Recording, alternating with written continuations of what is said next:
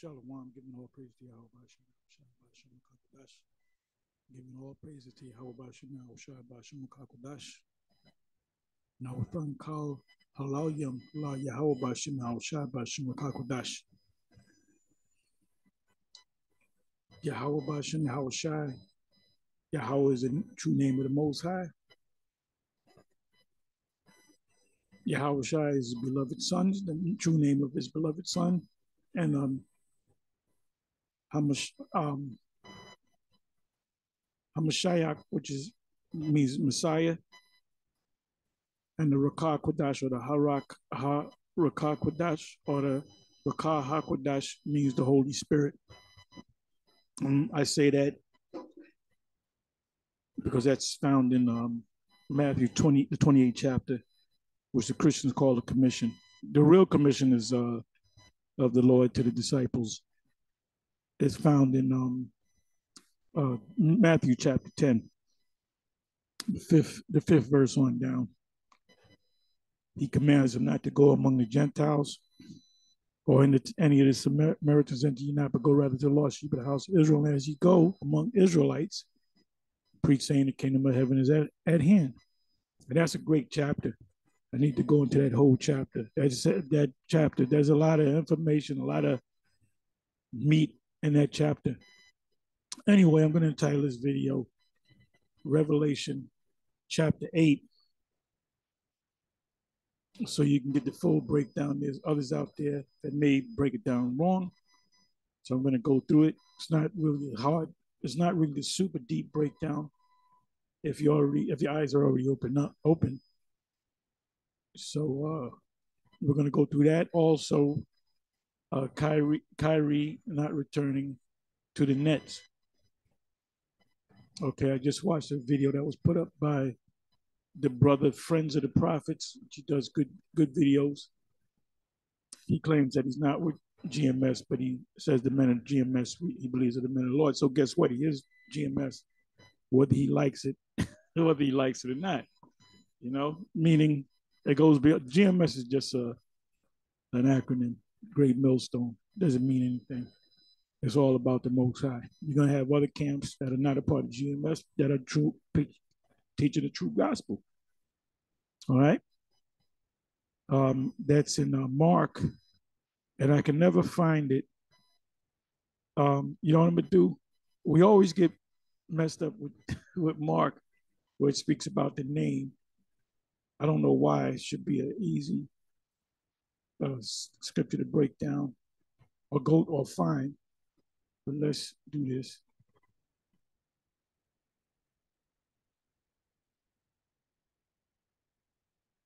I believe let's try Mark 13. Let's see if it's in Mark 13. Mark 13.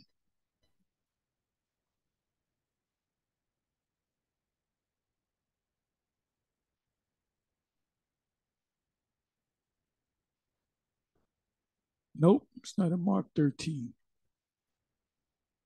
Can it be in Mark chapter 9?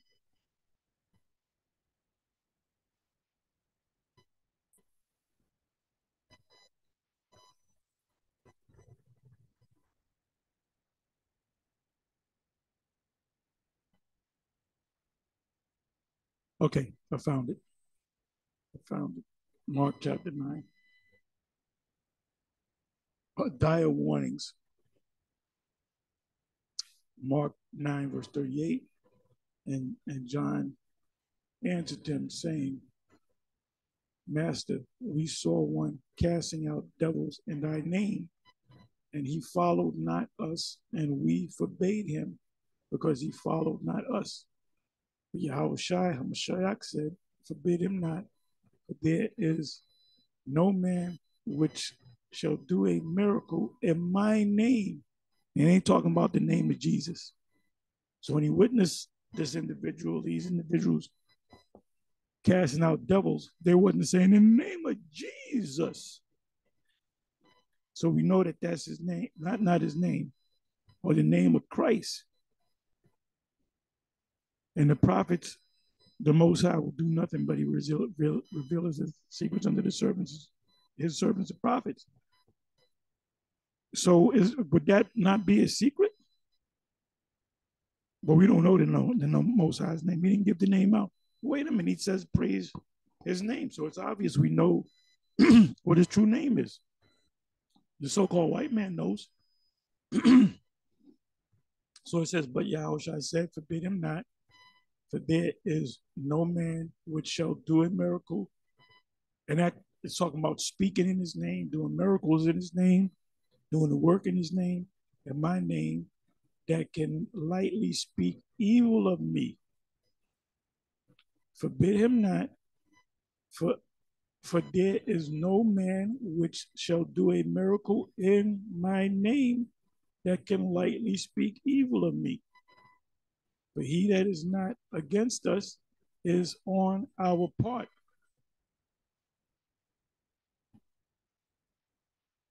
And that's why, I'll give props on other, other camps out there, but I'll get on them too.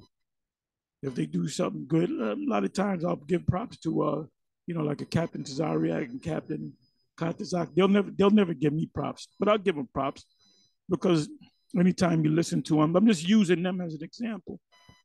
Anytime you listen to them, they do their cross the line radio, whatever, cross the line, whatever, on YouTube, mostly like a open forum. It's like a question and answer. You have people that call in asking questions. And, every time I watch the show, come across the show, which is on Thursday nights, somebody asks a question and they'll give an answer and I'll shake my head. Yeah, that's right. They gave the right answer. So,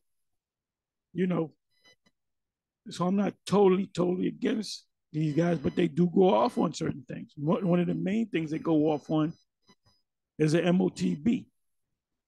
Now they got the name right. They call on the name Yahweh Bashem Yahushai. So, we're kind of with them in a way. Anyway, let me come back over here.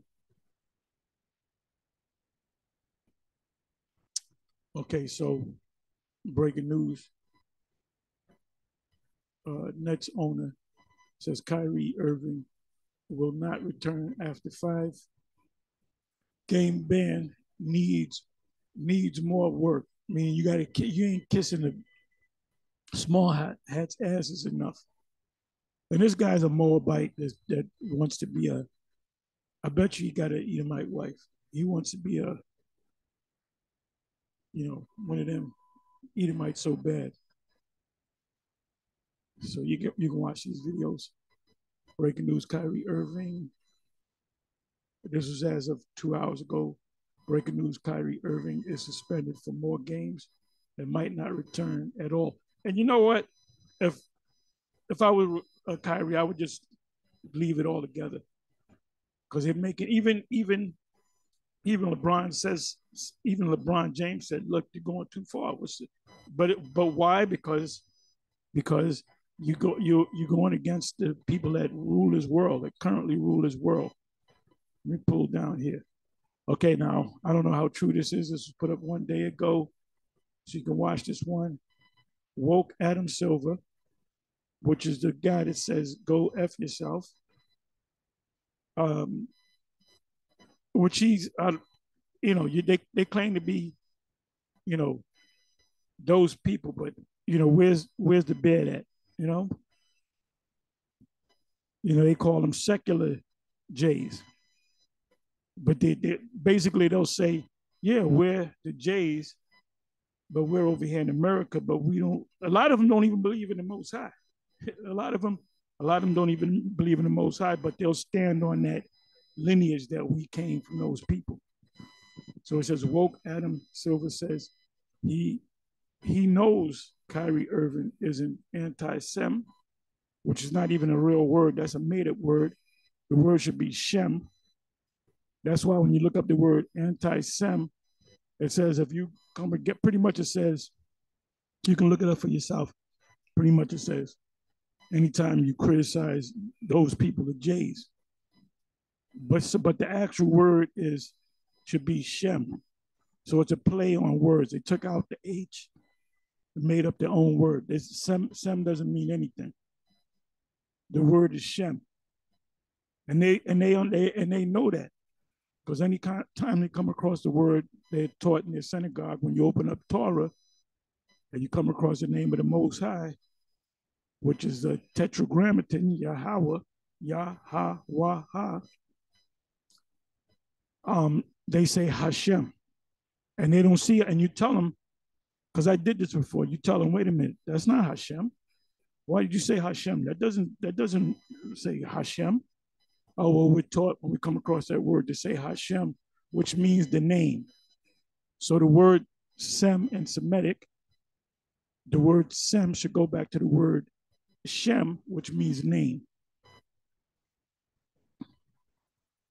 But he's still suspended. So I have to watch this video. And like I said, do what Dwight Howard did. I heard briefly about that he left the NBA. He's over there in China. I don't have all the information. I got to look it up. But that's what Jake should do. Jake has enough money and enough power to leave, go to other countries or make their own league, man. There's too many billionaires, Jakes out there. There's too many millionaires, multimillionaires, billionaires of our people we don't need these people no more. We don't need these people no more. Too many technical people, too many Jake lawyers out there, Jake doctors. There's a lot of Huxtables out there, if you know what I mean.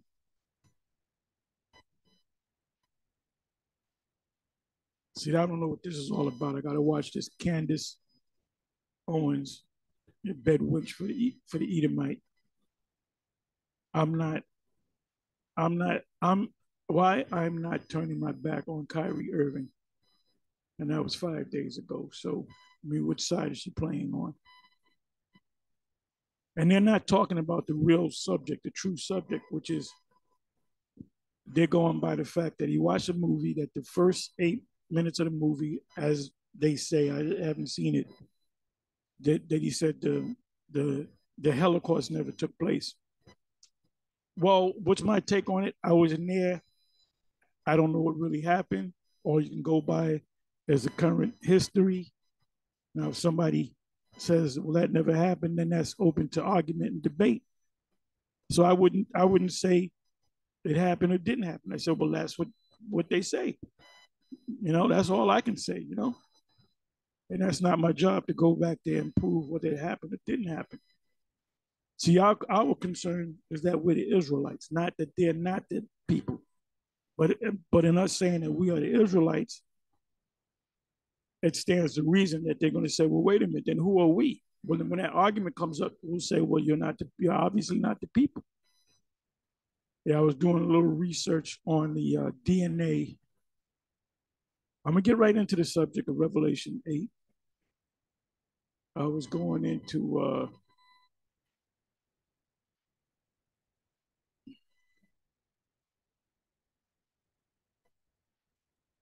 bear me for a minute. Let me do this. Let me do this. DNA of African American.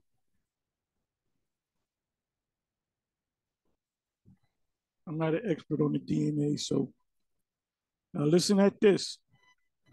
So most Jake that you run into, so-called black people, whether they be from American slave, former slaves, the islands, Haiti, that this is what it says, but we're dealing with the so-called African Americans, right? It says the average African American genome, for example, is 73, almost 70. Let's round it off to 75%. What's the other 25%? It says almost 75% African, 24% European, and 0.8% Native American. The team reports online today in the American Journal of Human Genetics. Genetic study reveals surprising ancestry of many Americans.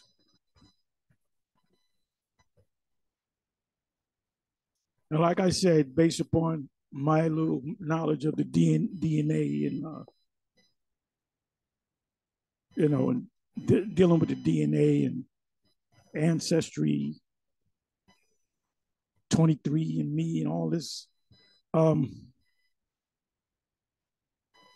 they're somewhat accurate, but they can only go back so far. Can they go back 2,000 years, 3,000 years, 5,000 years? I don't think so. It says, where does African American DNA come from?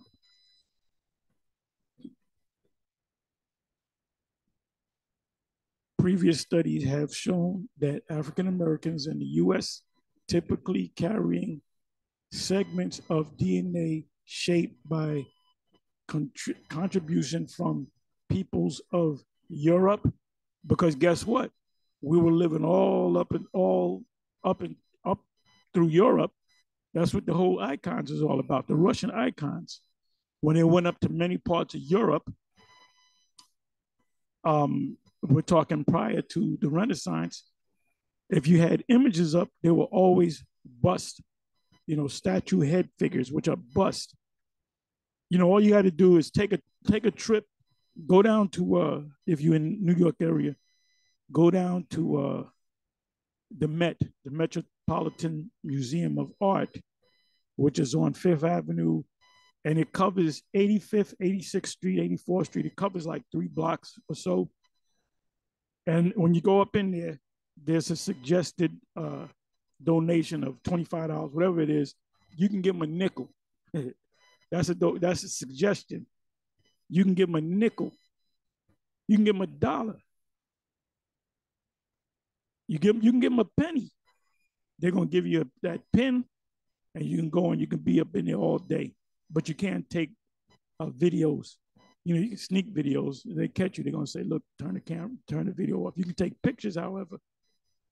We snuck up in there a couple of times and kind of videotape part of it. But we mostly took pictures. So, when you go into these museums, if it says suggested donation, that means they suggest that you should pay this amount, but you can give anything you want.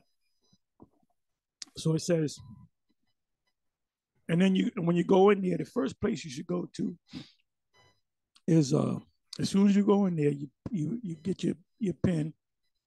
The first place you should go to is on the right, which is the I think it's called the Egyptian section. Go up in there and you're gonna see nothing but super tall. Everybody up in there look like Manute Bol, because Manute Bol line goes back. His line is pure. The guy was so black he was blue. When I say black, he's super dark skinned brown, but looks black. There's no such thing as a black person. It's super dark brown, which look from a distance look black. Go up in there and everybody and their mama look like Manute Bol. How tall was Manute Bol? He was taller than Shaq. He wasn't quite 8 feet, but I believe he was. Somebody can help me. You brothers that are NBA fans back in the day. And I've met the dude. The dude looks scary tall, man. I mean, goddamn. Before he became famous, because a friend of mine went to Stanford University. We were hanging out. So I went to the campus with my friend. And you see that guy over there? I said, who's that guy? It was in the gym, they were playing basketball. I said, who's that guy? That's Manute Bol. Who the hell is a Manute Bol? I didn't know Manute Bol at the time. But he got drafted, you know the whole story. But that's the phenotype That's the phenotype of a Hamite of that region of land, which is so-called Egypt, which is Mizraim, which is Mizraim. Why the Egyptian, the word Egypt was a, a term or a word or a name given by the Greeks. They call that place Egypt or Egyptus. They would not call themselves Egyptians or Egyptus. They would call themselves Mizraim. So where did now you got all you got to do is go trace back the word Egypt, and I might just do that. Now the subject is kind of changing, but I'm still getting to the main subject. Anyway, it says it goes into DNA shape, talking about the so-called African Americans, DNA shaped by contribution from people of Europe. Because remember, the Israelites are all throughout Europe. That's what the Christian kingdom was all about. The Byzantine Empire. We were all throughout Europe, and Esau was among us, but we were kicking Esau in the ass.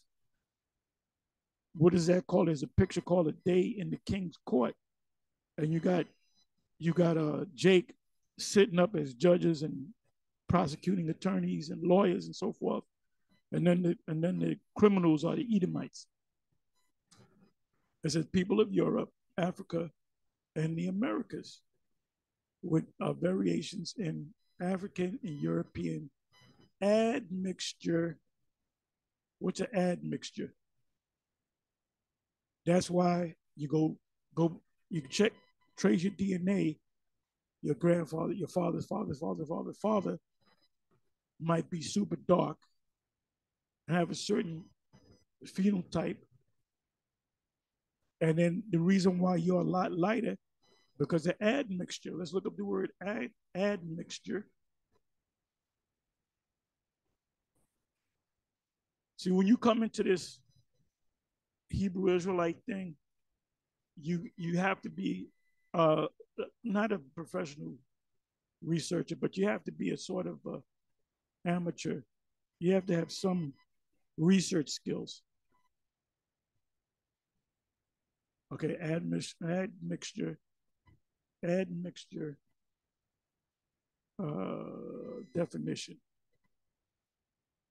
Genetic admixture.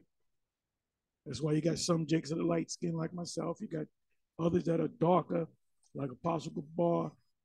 You got even some of our people have curly hair to even straight hair. That's the so-called Latin tribes. And the phenotype looks different from tribe to tribe.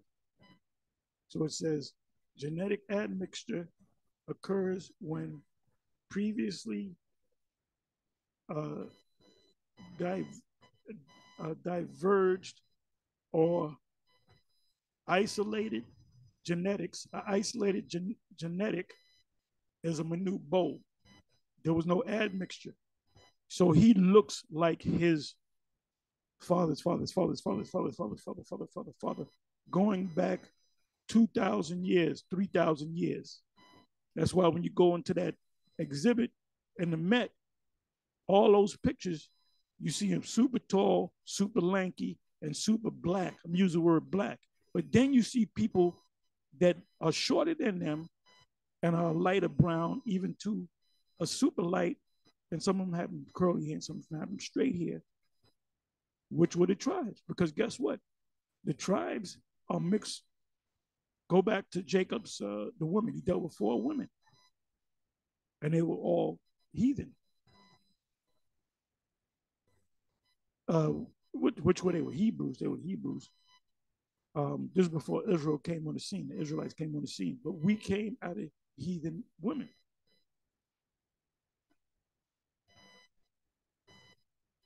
Two of which was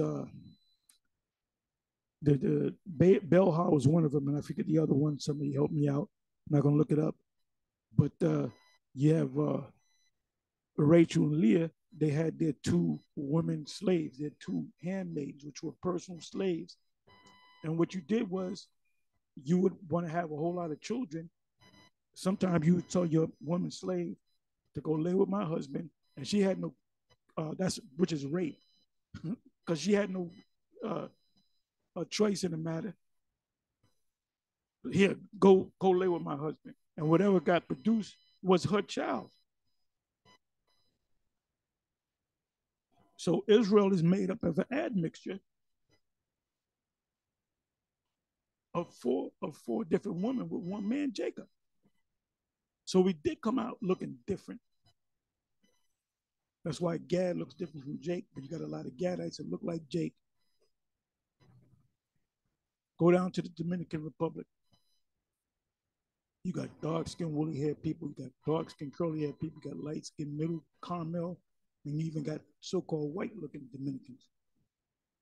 It's a genetic admixture occurs when previously uh, they've, they've diverged or isolated genetics, which goes back to the Manute Bowl. That's why if they made a movie about the Egyptians, if Manute Bowl was still alive, which his son is, I believe he's playing with the NBA. I saw videos of him, and let's say Manute Bowl was still alive, they would get him, and they would get they would probably most likely go to the Sudan, which is south of Egypt, and but we would need you to play the Egyptians because they are the Egyptians. They didn't mix this South. Now, if you go to the Sudan, South Sudan, or North Sudan, which Esau at one time was just the Sudan, Esau cut that shit up just like he cut up North Korea and South Korea. It was one Korea. Esau does that, divide and conquer. But anyway, when you go back, if you look at peoples of the Sudan, some of them look lighter, some of them are shorter. But I believe, was it the Maasai? They call it Maasai? I forget. I got to go back into my history. But you have certain segments of the people of Sudan that look just like the ancient black, I'm going to use the word black, Egyptians with the tall, lanky, and super dark. So there was not a lot of admixture. Manute Bow's father and mother were both Sudanese, and they were both tall, lanky, and super black. It says, but then you got Jake talking about they want to be but Kemetic, meaning Egyptians. Like you got them Kemetic guys, they don't look nothing like their phenotype is nothing like the ancient the Sudanese. Their phenotype is nothing like that.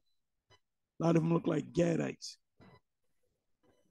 of isolated genetics lineage admixture results in the introduction of new genetic lineages into population.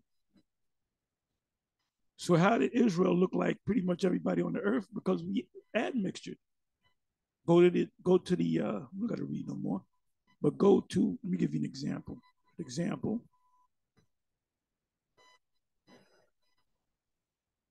Was it climate cycles? What is that word? I can hardly see that, man. Is that an F or T? Facilate genetics. I can hardly read that. I'm sorry. The words are so small. Genetic admixture in cold periods and genetic diversification in warm periods. So they're saying your color changes based upon the climate. That's BS. It says that if you're in a hot climate where it's always hot, the sun's always out, you're going to turn dark. Well, wait a minute, the Eskimos are super dark, and they live in a cold climate.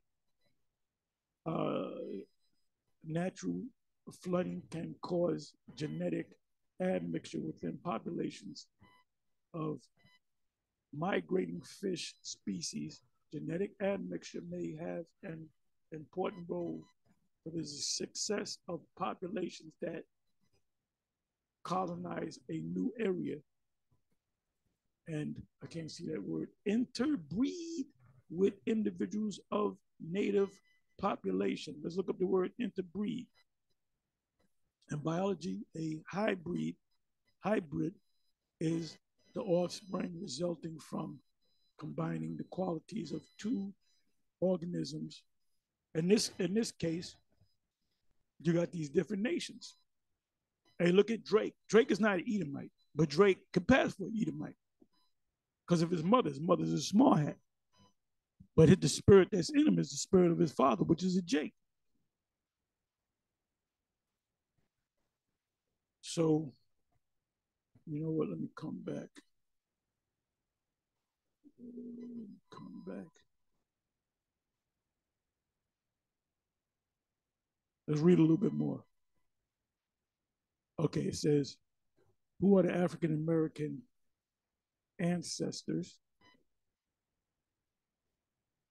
Most African Americans are descendants of enslaved people within the boundaries of the present United States.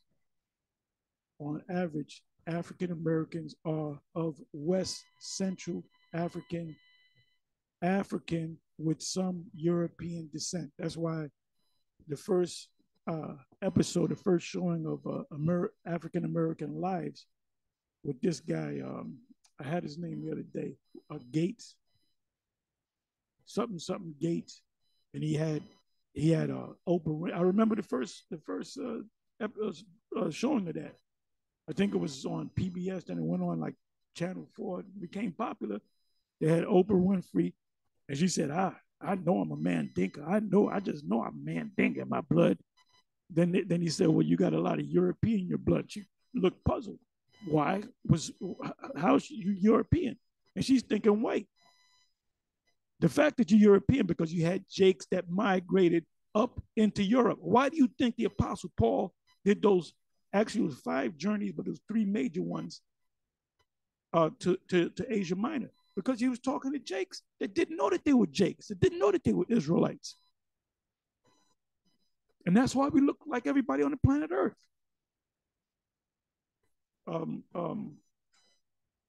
Revelation 7:9, Jeremiah 12:9. Most African Americans are descendants of enslaved people within the boundaries of the present United States. On average, so any of you clown Israelites out there that say, well, if you look like a white person, then you're not an Israelite.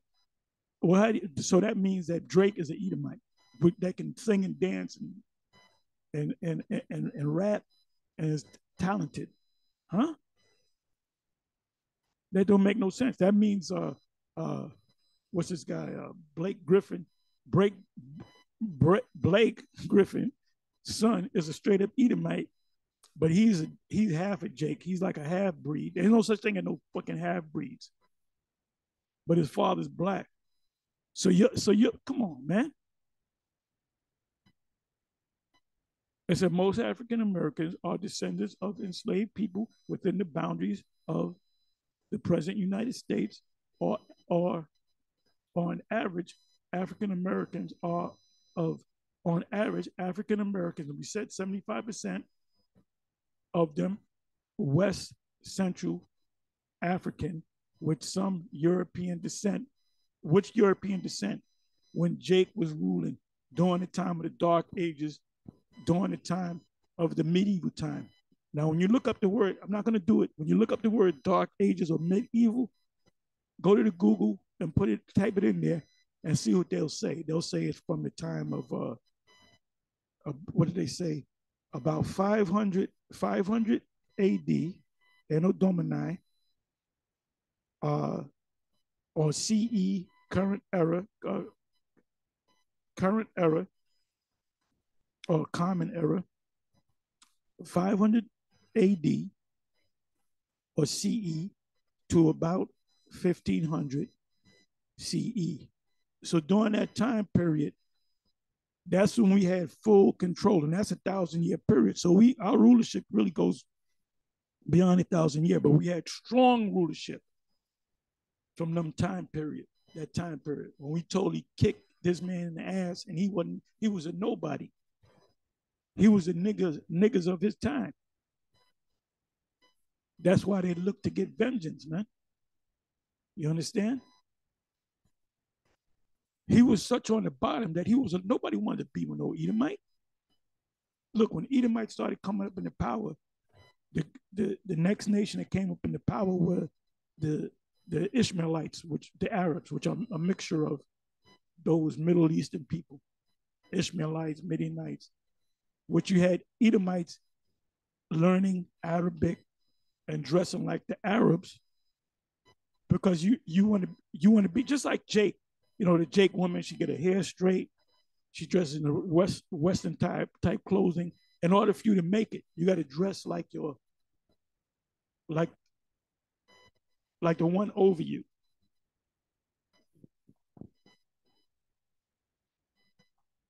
So it says enslaved people within the boundaries of the present United States. On average, African Americans are of West Central African with some European descent. Remember, I'm going to say it again. We were all up in Europe. The medieval times, when you look it up, go to Google, go to Wikipedia, go whatever source, they say, well, there was not too much going on. It was a dark time. Why? Because dark people were ruling. The Renaissance was to do what? To destroy all the things that we put up there. Some also have Native American, which are Israelites, and other ancestry. I really don't got to read no more. The DNA test is best for African Americans. My heritage DNA, ancestry DNA, African American ancestry DNA, family tree DNA, 23 and what is that? 23 and me. And if you get in contact with the high priest Grand Poobah Al-Azhar, he'll tell you that he did a DNA test, and he said some of his part of his line went back to the people of Sudan, which are Egyptians. So he said, wait a minute, I'm not an Egyptian. But then he did further research, the debate that he had with Garfield, and he found that you had Israelites that mingled their seed among the Egyptians.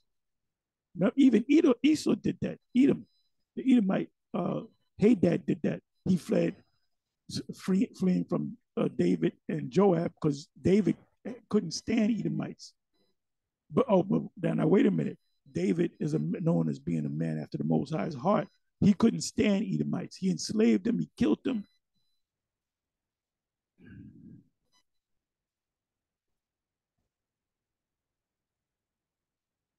Who was the one that killed? Is it Amaziah?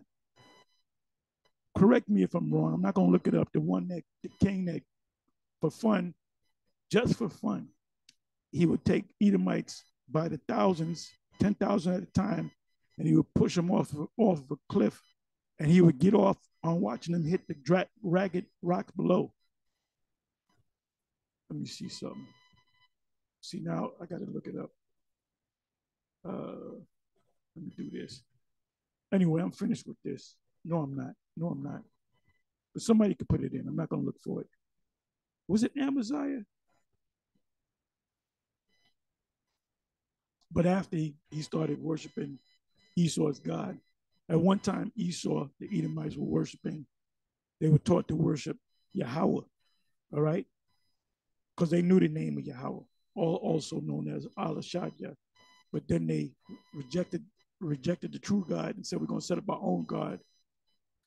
And it was the phenotype of the Edomite, and his name is Quaz. Look it up. Look it up. And that god, there's a bust of that god, Quaz, which looks just like Barry Manilow, which is a small hat. So this truth is coming out on y'all.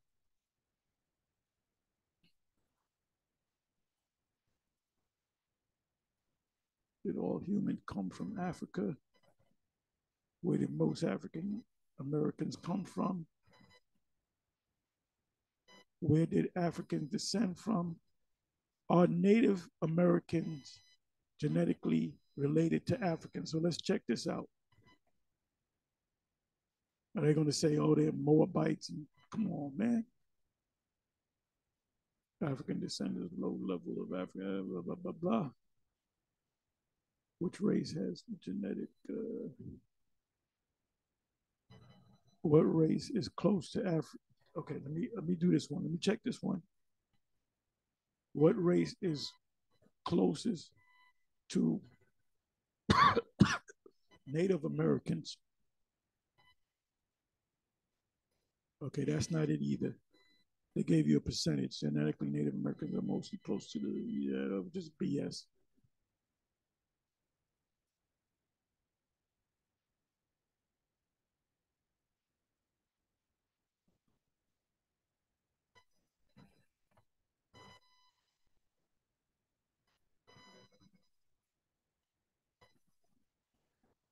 Okay, let me check this.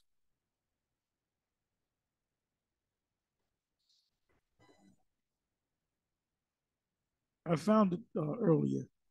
What blood type is Native Americans?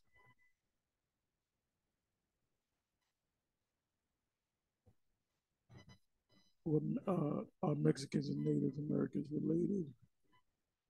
The farther away ethnic groups live from each other, the more different their genomes turn out to be. But but most people in Mexico or of Mex or of Mexican descent these days are not indigenous, but rather mestizo, meaning they have a mixture of indigenous European and wait a minute, African ancestry. They're telling you that the Mexicans have African ancestry in them. We're talking about not what are Native Americans closest to genetically.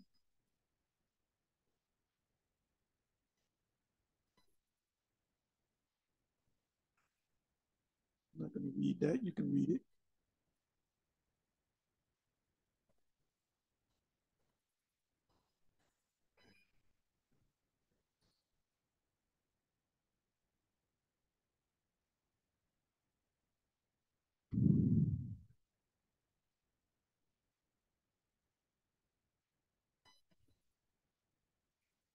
What blood types are Africans?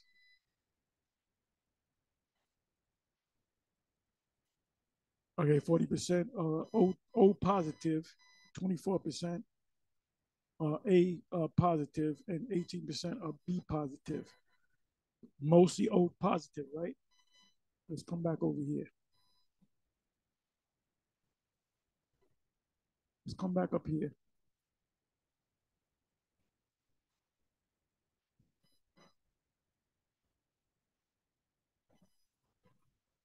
Bear with me for a minute.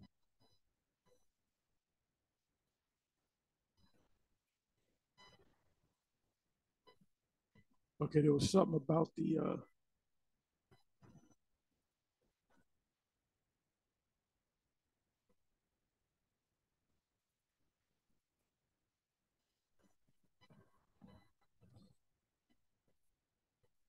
bear with me for a minute.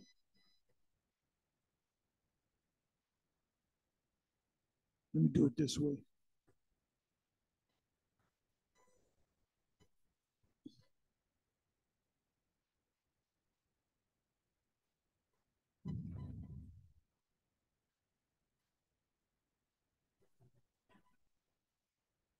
Bear with me for a minute.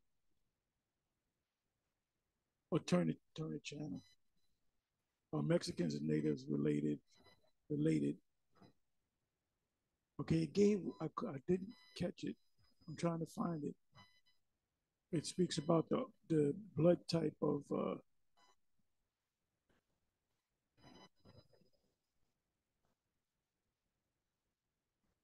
Mexicans. Bear me, please bear me.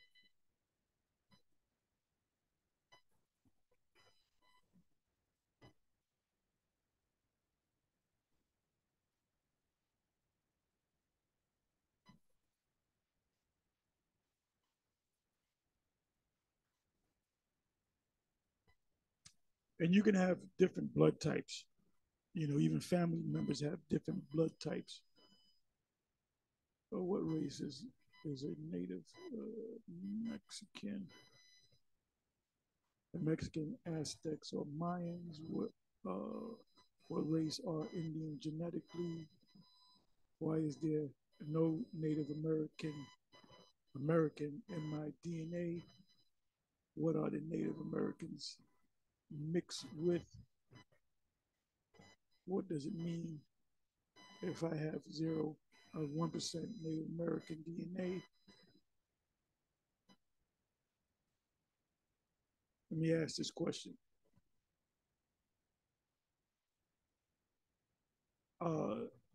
DNA of African Americans. Oh, let me do native. Let me do Native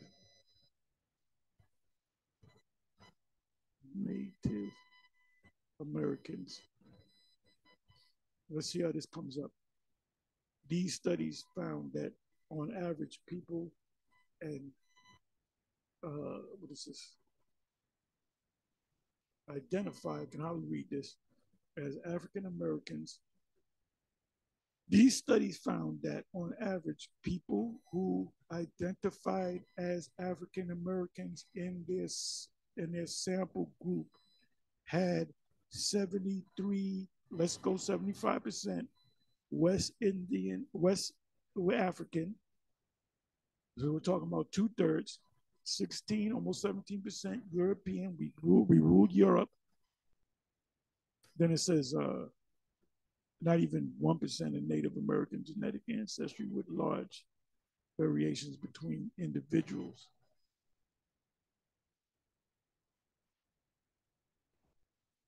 Are Native Americans genetically related to Africans? The analysis shows that African descendants had low levels of Native American ancestry, consistent in two groups, blah, blah, blah, blah.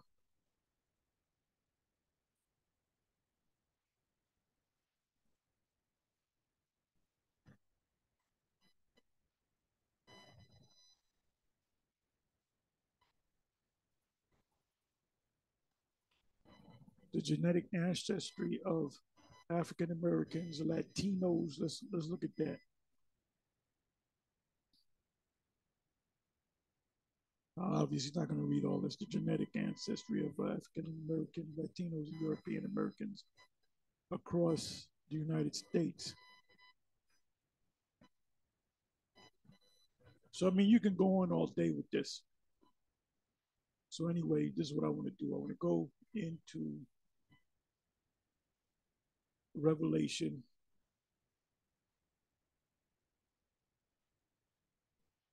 Revelation 8. Go through that, then I'm going to close it. You come into this truth. You're forced, if you really want to go deeper into it, the main thing is the scriptures, of course, but this forces you to do a lot of research, forces you to go to Google and Wikipedia and Etamon Online and the Blue Letter. You click on most words and you get a deeper understanding of a precept, which goes into hermeneutics. This guy, Vocab Malone, did one of his last videos was David. That whole thing with King David, with David's wife Micah taking goat's hair.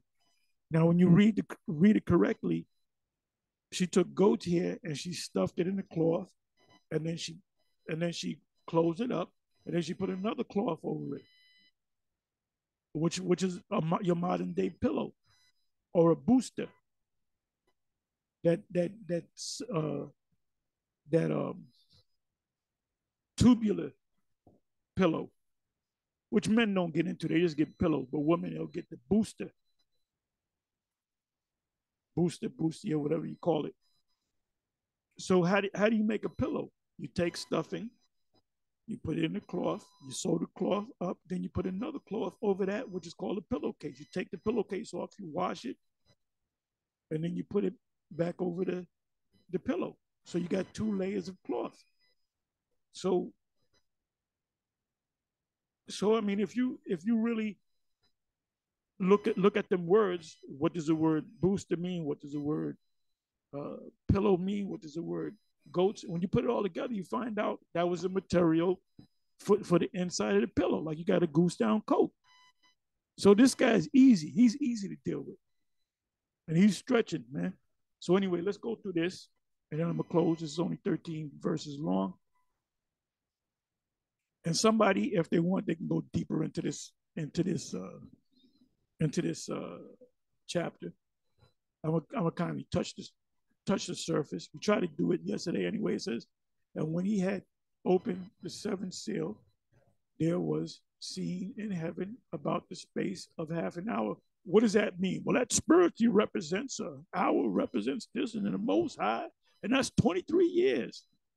No, he literally he's seeing all these visions, right? He's in on the Isle of Patmos off of Greece, a Roman penal colony to get salt. It was a salt mine. So salt back there was almost like gold and silver. This is where you get the term salary from. When you get your salary, the word salary comes from salt wages. So some people would pay you by salt. They give you a bag of salt. Okay, you did a day's work. Here's your bag of salt. And salt was actually money. They would trade it with salt. Why was salt so important? Because it seasoned your food. It made your food taste good. Try to eat eggs with no salt and pepper in it. How good would that taste? Well, you need seasoning. Make chicken, meat, you put seasoning in there, right? A salad, you put dressing, which part of the dressing is salt, one of the ingredients. And when he had opened the seventh seal, there was silence in heaven about the space of half an hour. So he's seeing all these visions taking place. Now he just got finished seeing the vision of the 144,000 and the multitude in verse 9, and an angel, and who is this talking about? Because they didn't look like Israelites necessarily. Some looked like Moabites, some looked like Edomites, some had straight hair. They had all the phenotypes of the various nations. How many GIs? You had Jake, the Negro man. You had the West Indians. You had Haitians. You had Gadites. You had Reubenites. You had Issacharite, American Chicanos, whatever you want to call it, that they fought in the various wars. World War II. My father fought in World War II. All right, and he'll tell you a lot of stories of what really went down that they don't show you in the movies. The whole camouflage thing. He said the camouflage thing was when the Germans saw the U.S. military, if they were on ships, if they were so-called black people, the Germans wouldn't attack. He said our war is not with black people. So anytime they see mostly white people, they'll attack the white people. These are Edomite fighting against Edomites, kill each other. That's Revelation 6. He told me firsthand.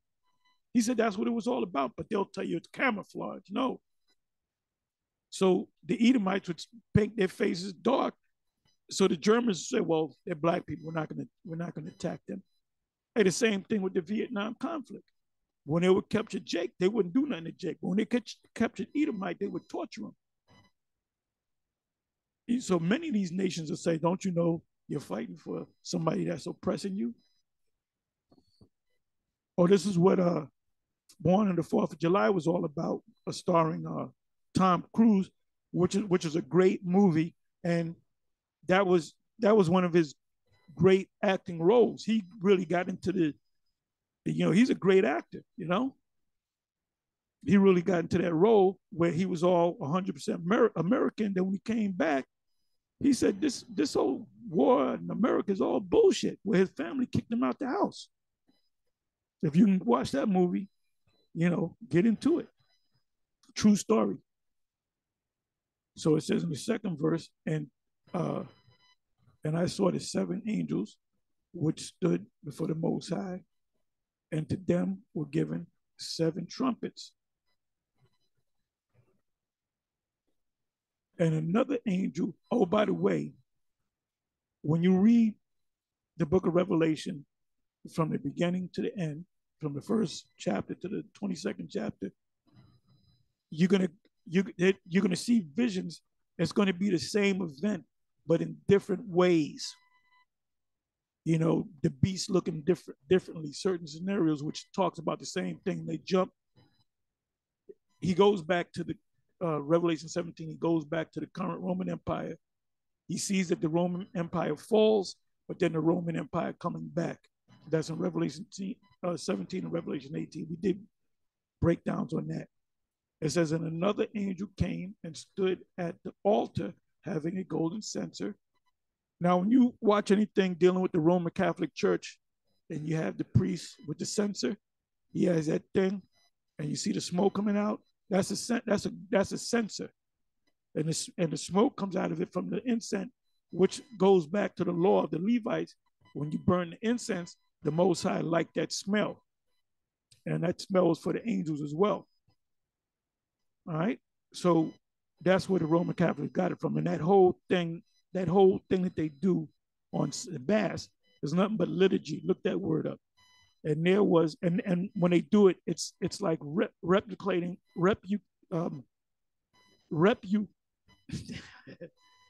damn, what I can't, I'm tongue twisted on this one.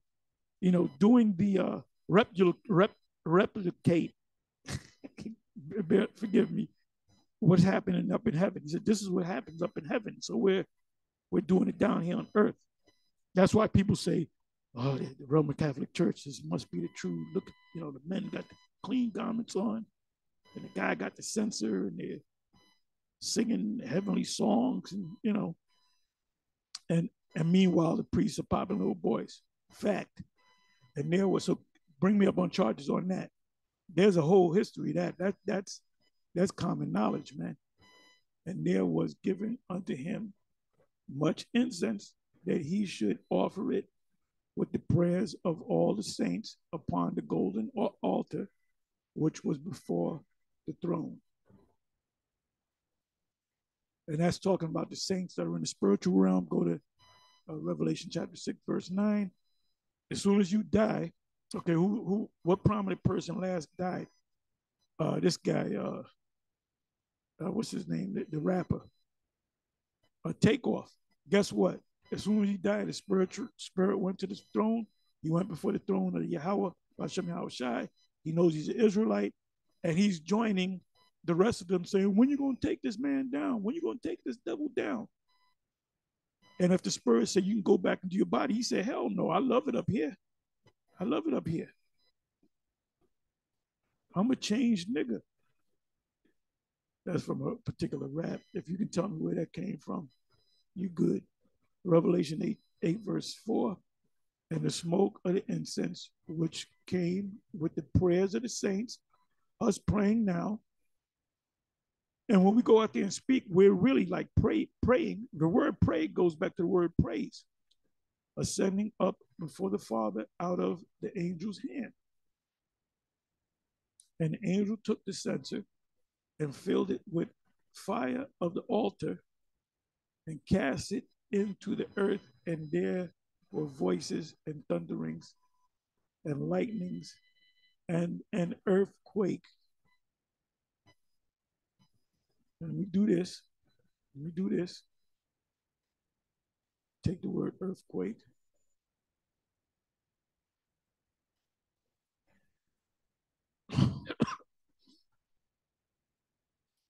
That's the 5th verse. Take the word earthquake.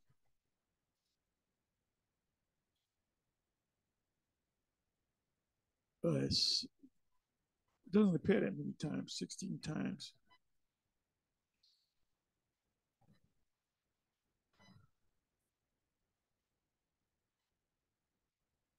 Revelation 6, verse 12, to show you that Revelation chapter 8 goes hand in hand with Revelation 11, Revelation 16, Revelation 6.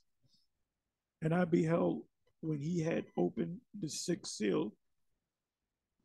And how many seals are there? Seven altogether, right? And lo, there was a great earthquake, and the sun became black as sackcloth of hair, and the moon became as blood. And this is the verse that we got it from. And the angel took the censer and filled it with fire of the altar and cast it into the earth.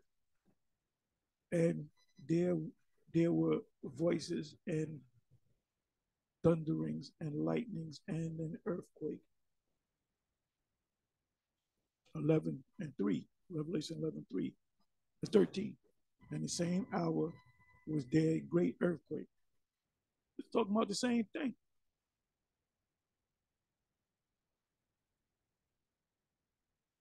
In the same hour was there a great earthquake, and the tenth part of the city fell, and in the earthquake were slain of men 7,000. We know 7,000. Seven represents completion. Everybody that's on this soil here, they're all going to die by way of fire. And the remnant were affrighted. The remnant are us, because we're going to be in the ships. We're going to be looking down at the fire hitting this place and praising the name of Yahweh. Ain't nobody going to be up in there calling Jesus. Oh, thank you, Jesus. Sweet Jesus.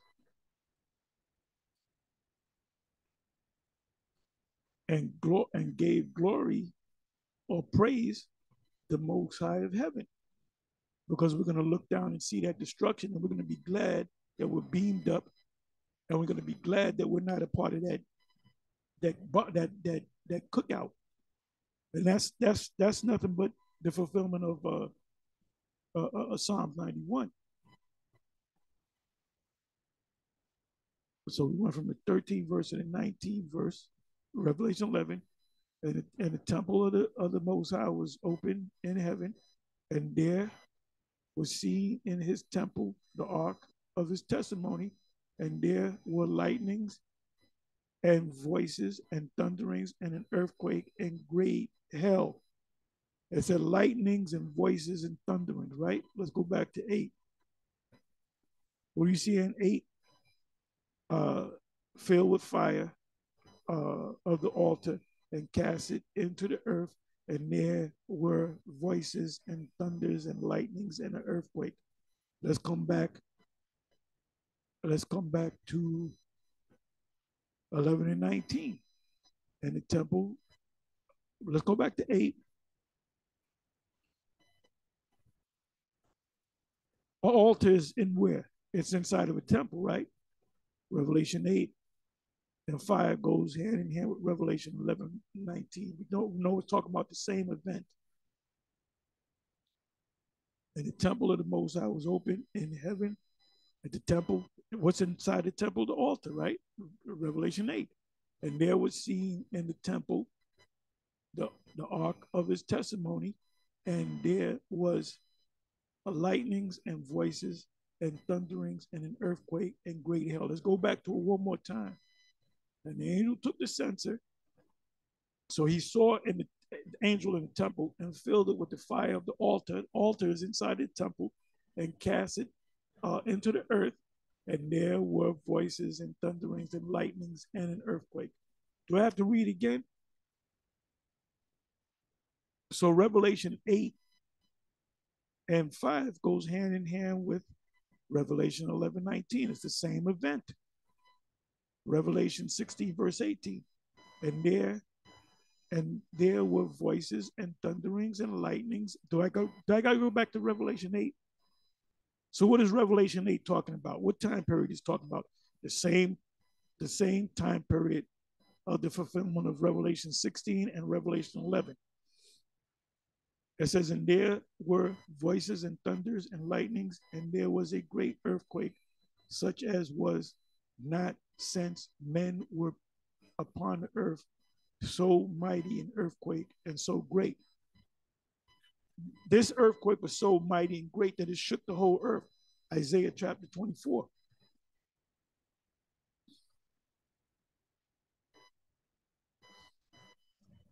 So now let's come back to Revelation 8 and 5. Going into 6. So has Revelation 8 been fulfilled yet? Nope. Not the destruction part. Revelation 11, has it been fulfilled? Nope. Revelation 16, has it been fulfilled? Nope. Revelation 17, has it been fulfilled? Part of it. Part of it. Revelation 13, has it been fulfilled? Part of it. And the seven angels which had the seven trumpets prepared themselves to sound. Because there's only seven. There's only seven.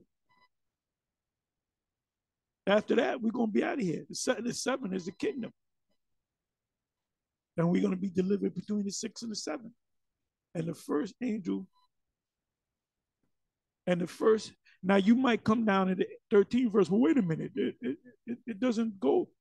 It's the same scenario. 7th verse again. The first angel sounded, and there followed hell and fire mingled with blood, and they were cast upon the earth, and the third part of the trees was burnt up, and all green grass was burnt up. Why does it say a third part? How many parts of man are there? There's 3. Sons of the Most High. You know, sons of Adam, sons of God.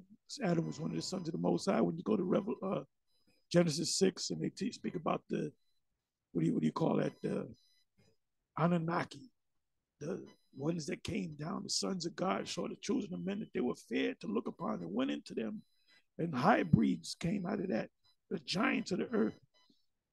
When you look those words up, the Nephilim, giants, the actual word there is Nephilim, which means fallen ones. We were the fallen ones. We were a group of angels that played the part of coming on the earth. Esau are angels. Esau, all the nations are angels. When I say angel, I mean spirits. So what's going to happen to Esau when he's totally destroyed? Obadiah 1 verse 18. We really don't know. High priest Yaquab and high priest Ariah, father and son, had two differences of opinion. Yaquab said they're just going to be done away with. There ain't going to be no spirit to them or nothing like that. And high priest Ariah, which he was the head man when it came to these breakdowns, you know, he said nope. He said spirit never dies. That spirit most likely be mingled among the other nations, or mingled in one nation. It could be come back as Canaanites or whatever.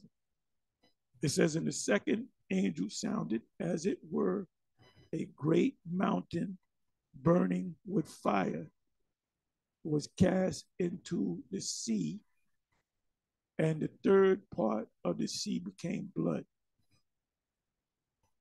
And that means contamination, wormwood. So now let's go from there. We're in Revelation 8 and 8, right? Let me do this. Let me go burnt.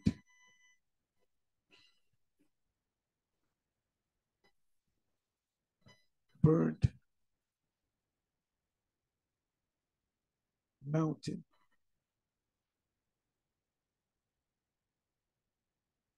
Okay, it came up. Jeremiah 51 verse 25. What's Jeremiah 51 all about? The deliverance of Israel and destruction of Babylon the Great. Jeremiah 50, the deliverance of Israel and destruction of Babylon the Great. Jeremiah 49, the destruction of Edom. Behold, I am against thee, O destroying mountain. What is the destroying mountain? This place right here. And it's a system. It starts from the so-called capital. The seat of Satan is right here. But the orders come from London, the elite out of London. They're in contact with DC, you know, the 3 city states. And they're also in contact with the Vatican City. 3 unclean, Revelation 16, 3 unclean spirits like frog came out of the mouth of the dragon, out of the mouth of the beast, and out of the mouth of the false prophet. The dragon goes back, the dragon is interchangeable with the modern beast and the beast going back 2,000 years ago. Okay, so that power of Rome is still here. Those Caesars are back here again through they reincarnated back into this world again. It says the Senate the members of the Senate, which are mostly Edomites, those are your Senate and your council going back to the Roman Empire. Instead of wearing togas and rosemary leaf wreaths on their head, where did they get the togas from? They got it from the Minoans and the Etruscans, because the original Romans were dark-skinned people, the Samoans and the Etruscans and the Picts. Jeremiah 51 verse 25, behold, I am against thee, O destroying mountain. So all this that we read in Revelation, the destroying mountain is what? This man's current system. Because Isaiah 24, Isaiah 14, it speaks about how they are as death. I mean, it's in Habakkuk 2 as well, and cannot be satisfied. You know, they bring hell. Oh, and matter of fact, let me go to that. Let me go to that. And I'm going to come back to this. Let me go to that. Let me go to Isaiah.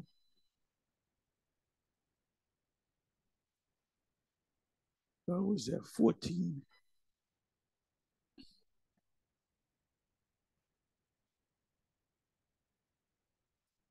I'll start at 9.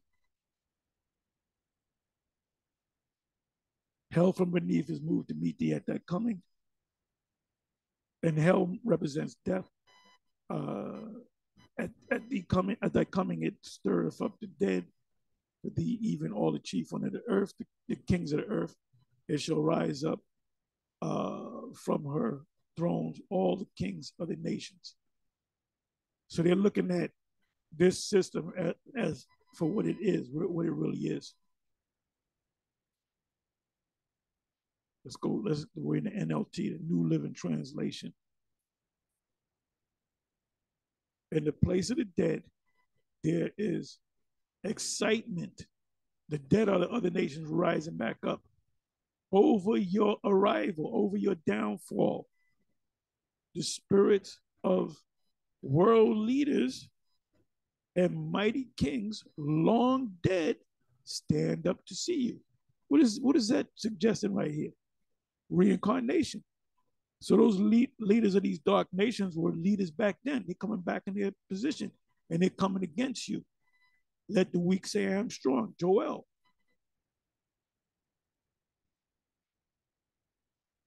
So it says now Revelation 8:8 speaks about the mountain burning, right?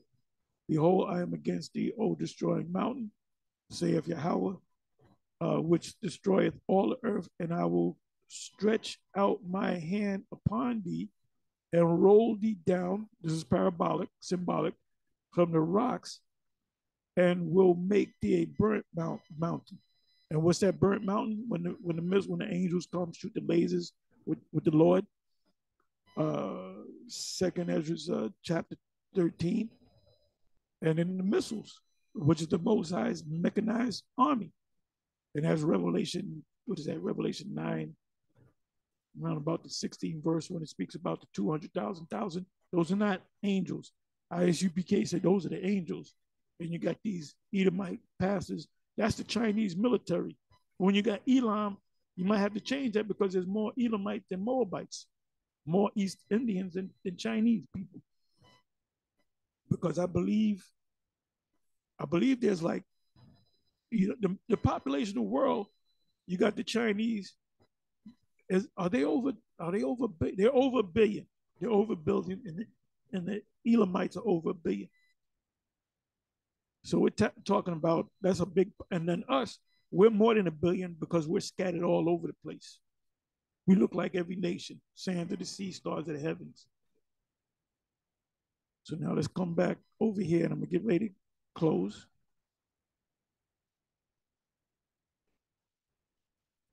Okay, so let me come on back. Now we understand Revelation 8 and 8. And the second, and it has nothing to do with some Spanish Armada and the Spanish American War. And the second, and the second, and the second angel sounded, and it was, and as it were a great mountain burning. So we know what that's talking about with fire. Mountains are biblically you see actually see mountains, but mountains also symbolic is symbolic of nations, great nations. You got hills, small nations, and you got mountains, great nations, right? U.S. is a great nation, Russia a great nation, China a great nation. Then you have smaller nations, which are hills, biblically, burning with fire, cast into the sea, and the third part of the sea became blood. Anywhere Esau's waters are, became as death through what? Through contamination. And the third part of the creatures which were in the sea, the third part of it, where Esau's navigable waters are located and had life, died. So you couldn't eat the fish because they were contaminated. You couldn't drink the water because they were contaminated. And the third part of the ships were destroyed. Whose ships are going to be destroyed? Whose navy is going to be destroyed? Esau's navy. Whether it's the American Navy, the British Navy, the German Navy, it's going to be a cold takedown by Yahushua and the angels, not us. We don't have the power. We're sheep in the midst of wolves. We don't have no power. If Esau was able to, the only reason why we're still here because of the Most High. We're the Most High's people. 10th verse. And the third angel sounded, and there fell a great star from heaven, burning as it were a lamp, and it fell upon the third part of the rivers and upon the fountains of waters. What does that star represent? It represents this destruction. Because there's going to be many stars falling. The stars falling from heaven represent the missiles. The figs falling from the tree that John saw in Revelation 6 represent the missiles. 11th verse. And the name of the star is called wormwood. Now, when you look up that word wormwood, it means contamination. Chernobyl was a great disaster back in the early 80s. The word Chernobyl translates into the word wormwood. So let's click on the word wormwood.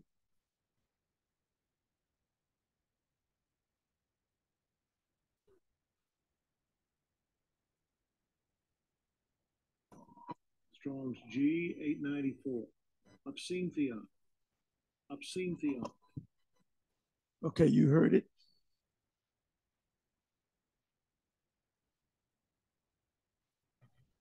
The name of a star which fell into the waters and made them bitter.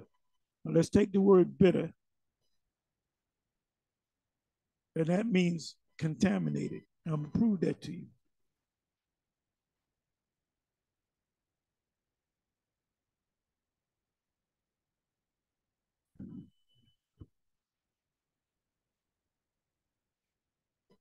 Excuse me. Okay, this is what I wanted. Exodus 15, verse 23. And when they were in the wilderness going to the promised land, led by Moses, and when they came to Marah, they could not drink of the waters of Marah, for they were bitter. Therefore, the name of it was called Marah. Marah means bitter in Hebrew. America is what's in the word America? Amara, America. There was a reason this place was supposed to be called Columbia after Columbus, but it was called after another captain going to the history, Americo Vespucci. When you break his name down, what's in the name? The Hebrew word Mara, which means bitter. So this America means the place of bitterness for us. It says, and when they came to Mara, which means bitter, they could not drink of the water of Mara, for they were bitter. The waters were bitter. Therefore, the name of it was called Mara. Let me look up the word Mara.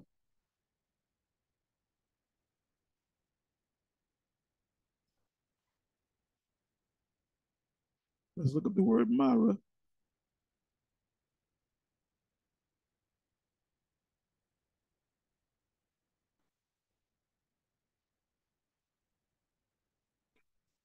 What's the word?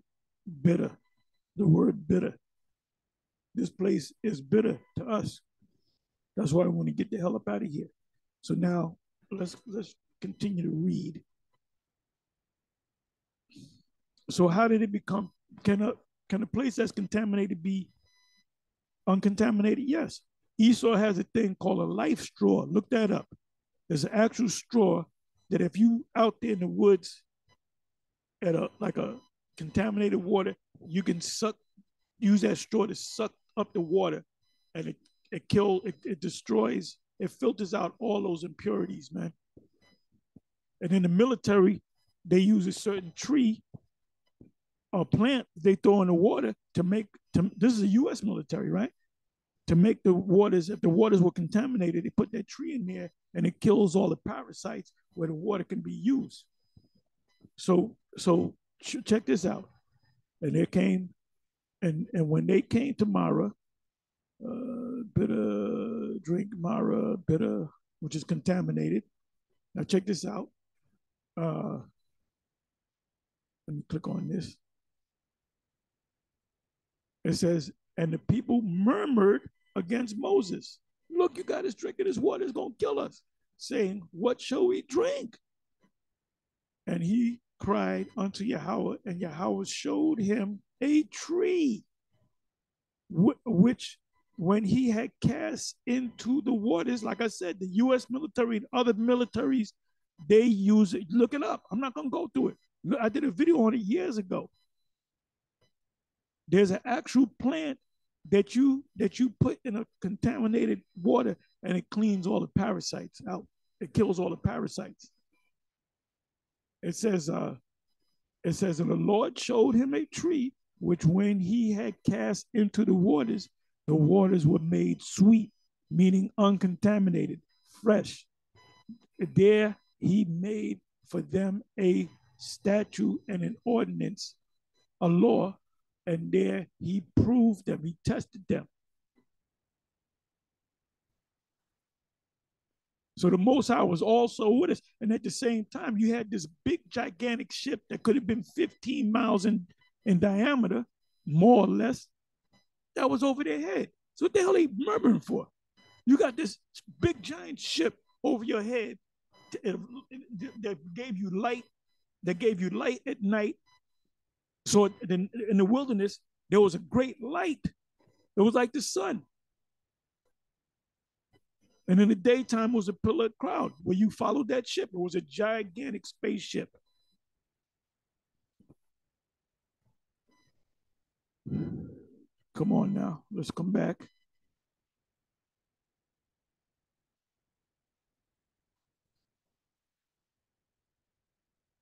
Let's come back. You can follow them comedic guys all you want to. They're gonna lead you right to death. They're gonna lead you to the book of the dead, which the book of the dead is just gonna kill you. Okay, so we read that, right? So what contaminated these waters? The third part of the waters? The missiles.